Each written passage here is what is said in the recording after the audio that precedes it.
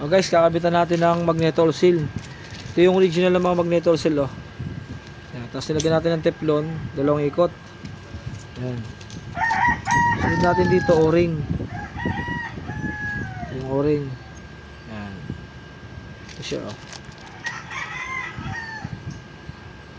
Yan.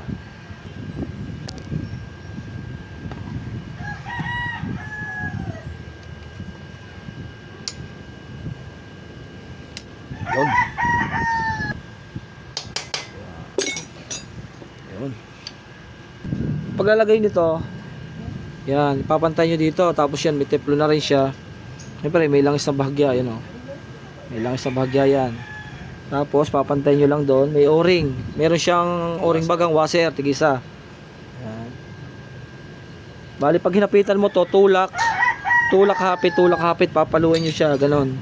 Ayun, oh. Tutulak. Hapit. Tulak. Hapit. Tulak. Hapit uli. Tulak. Hapit ulit. Tapos, tulak. Hapit uli. Tulak uli siya. Hapit. Yun. Ganun lang ganon. Hanggang makuha nyo yung pantay dun sa dulo. Nakalubog dapat siya.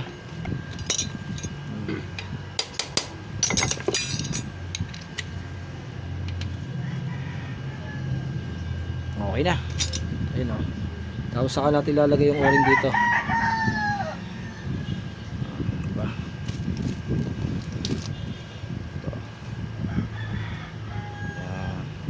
Huwag na kayo maglalagay ng teflon dito, mga idol, dito. Doon lang may teflon sa ilalim na yun. Tapos yung oil seal, yan, o. Kinakamay lang naman to, mga idol, o. Yan, hindi nyo na kailangan paluin pa. Yan.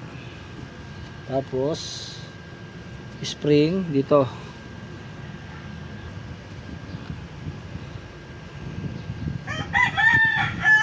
Yan. Tapos yung tatlong bolts. Yan.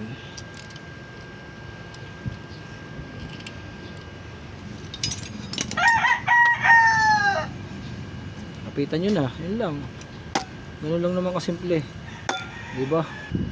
Okay na, mga idol, oh. Tapos pagka ginalaw mo siya, wala ka talaga makikita ang kalug sa kanya, oh. Oh, yun, oh. Ito na, sir. Kalugin mo. Yan. Ayan, oh. Okay na.